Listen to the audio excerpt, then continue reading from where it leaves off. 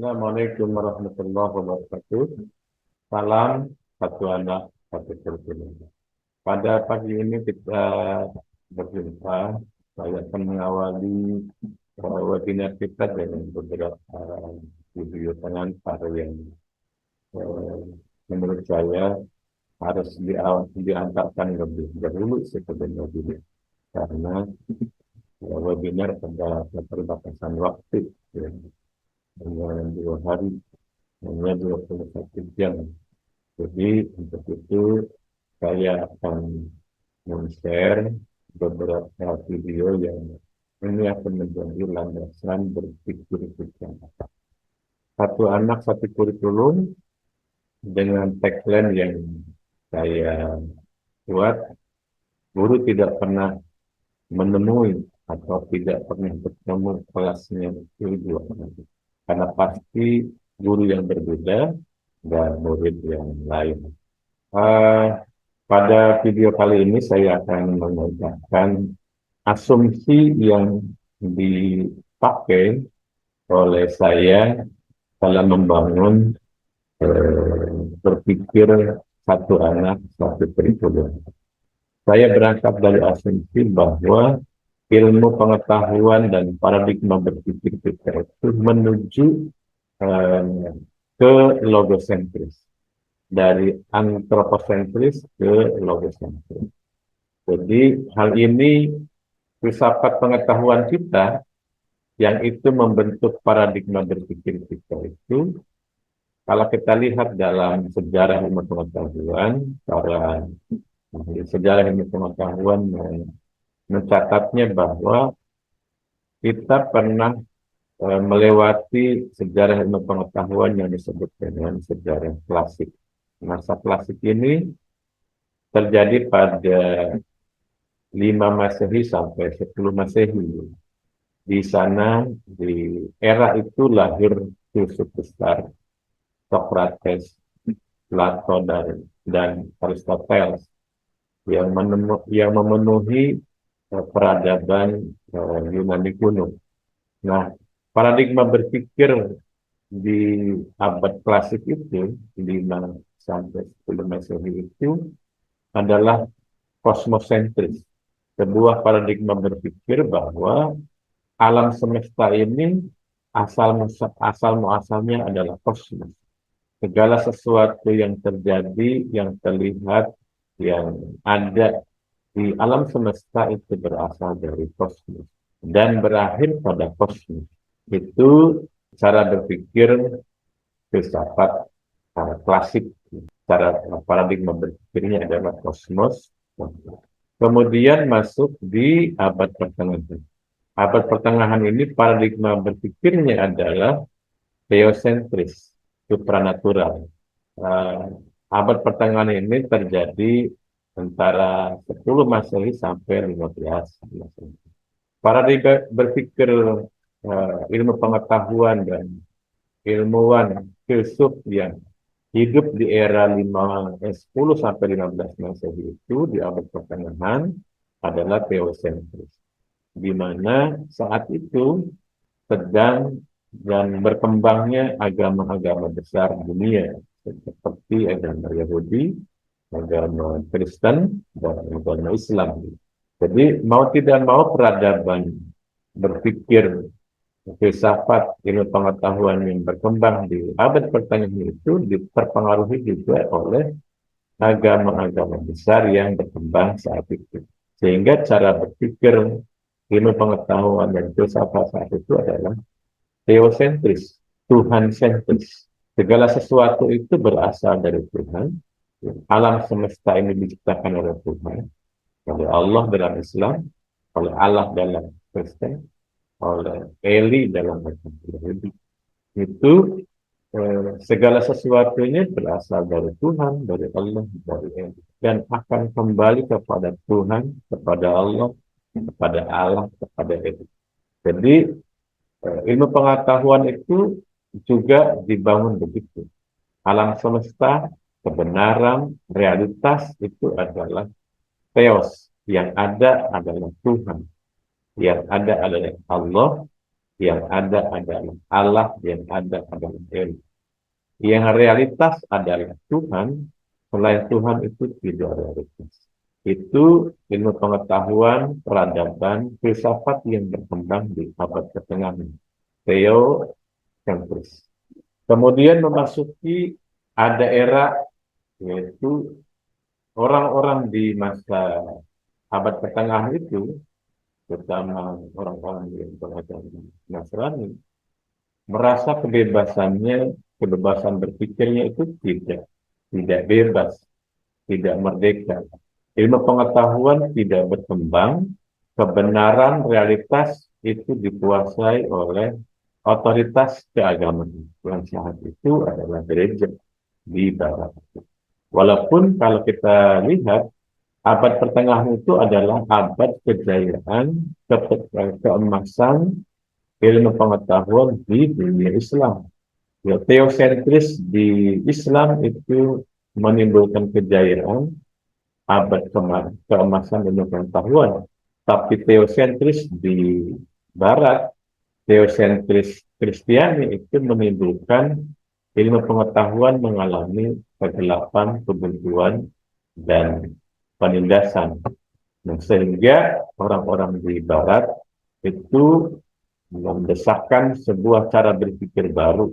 Lahirlah Renaissance dan Clarung, yaitu abad ke-15 sampai ke-18, yaitu era kebangkitan filsafat dan ilmu pengetahuan, yang mereka sebagai manusia yang diberikan akal itu merasa harus berpikir, harus merdeka berpikir, tidak lagi terkekang oleh otoritas keagamaan yang tidak memberikan ruang kepada mereka untuk berpikir bebas.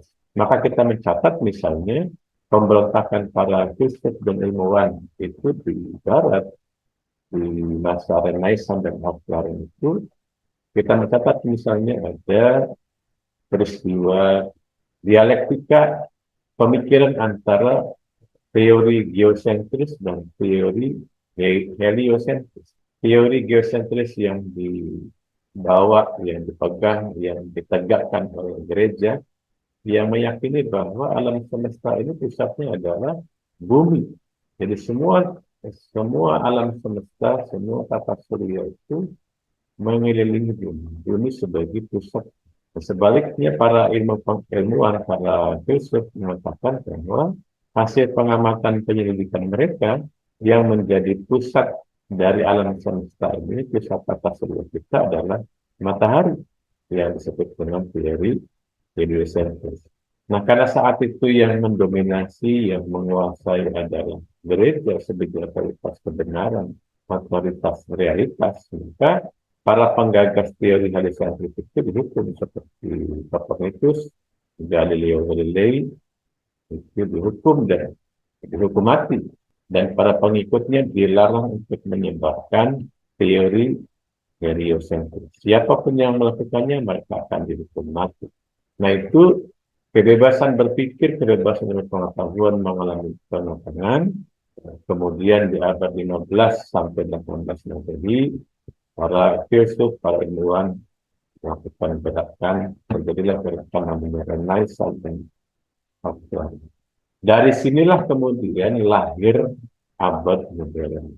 Cara berpikirnya adalah antroposentris. Paradigma berpikirnya adalah antroposentris. Antropos itu manusia, sentris manusia sentris. Jadi cara berpikir yang manusia sentris. Cara berpikir manusia bahwa alam semesta ini akan dimaknai oleh manusia sebagai penghuninya, sebagai pemiliknya, sebagai pengelola alam bumi tertentu dan alam semesta tertentu. Jadi alam semesta akan dimaknai oleh manusia, akan dinikmati oleh manusia, dan realitas dan kebenaran itu akan dirumuskan oleh manusia sendiri sebagai penghuni alam semesta. Itulah antropocentris. Ini dimulai dari abad ke-18 Masehi sampai sekarang. Berpikir modern. Berpikir modern itu nanti akan ditandai dengan dua cara berpikir, yaitu berpikir rasional dan berpikir empiris. Berpikir rasional itu menggunakan rasionya, dan berpikir empiris menggunakan panca indera manusia, penglihatan, pendengaran, perabaan, dan seterusnya menggunakan indera manusia. Maka nanti peradaban modern itu akan dibangun dari optimalisasi rasionalitas manusia dan empirisme penggunaan panca indera manusia. Inilah abad modern. Inilah cara berpikir antroposentris. Peradaban sekarang ini adalah peradaban modern, peradaban antroposentris. Makanya kalau sekarang kita sering mempertanyakan kekeringan terhadap nilai-nilai agama, itu wajar karena kira-kira rezim yang berkuasa, yang menguasai ilmu pengetahuan dan filsafat di era modern ini adalah rezim antroposentris, yang kebenaran-kebenaran itu dirumuskan oleh manusia. Bahkan manusia merumuskan Tuhan, manusia merumuskan kebahagiaan, manusia merumuskan sendiri kebenaran dan realitas. Ini yang terjadi pada abad modern ini. Jadi kekeringan pada nilai-nilai keagamaan itu wajar karena ini adalah abadnya kebenaran itu dirumuskan oleh manusia. Kebahagiaan dirumuskan oleh manusia. Abad modern ini sekarang sebetulnya juga mempengaruhi adalah dunia pendidikan kita. Ilmu pengetahuan yang kita pelajari di sekolah, di kampus itu adalah ilmu pengetahuan yang berbasis pada filsafat dan ilmu pengetahuan modern yang bertumpu pada paradigma berpikir antroposentris, manusia sentris. Apakah tidak ada cara berpikir yang teosentris? Tentu saja ada. Cuma tetap saja yang menjadi poros sekarang adalah peradaban, yang menjadi poros besarnya adalah antroposentris, peradaban modern. Teori-teori ilmu pengetahuan, teori-teori pendidikan, teori-teori tentang memahami manusia, teori psikologi, teori neuroscience, teori belajar, yang kita pelajari di dunia pendidikan juga berbasis pada filsafat dan teori modern yang antroposentris. Inilah nanti yang akan kita bedah di dalam bahasa kita satu ayat 1/10. Nah, selanjutnya sebetulnya di era modern itu beberapa filsuf dan ilmuwan mulai mengkritik bahwa ada hal yang tidak selesai dibahas di filsafat dan pengetahuan modern, maka mereka menawarkan postmodern. Postmodern ini paradigma berpikirnya adalah logosentris. Mereka yang menghargai logos ilmu pengetahuan, ya, dan menghormati bahwa tidak ada grand naratif, bahwa tidak ada satu teori yang mampu menyelesaikan semua persoalan kehidupan. Tidak ada satu teori yang bisa menjelaskan semua realitas. Tidak ada satu teori yang bisa menjelaskan tentang semua kebenaran. Bahwa masing-masing teori itu mengambil sudut pandang. Masing-masing teori itu mengambil perspektifnya masing-masing. Dan inilah kemudian dari postmodern ini lahirlah misalnya teori-teori tentang multikultural. Kita menghormati cara berpikir masing-masing orang. Kita menghormati bahwa setiap kita adalah berbeda. Ini adalah teori-teori yang menolak grand naratif dari postmodern. Tidak ada satu teori pun yang bisa menyelesaikan semua persoalan. Itu postmodern. Sehingga di postmodern ini yang paradigma berpikir logosentris dimungkinkan teori-teori baru yang mungkin juga teori-teori yang dibangun dengan cara berpikir antroposentris di era modern itu tidak bisa menyelesaikan persoalan di abad ini.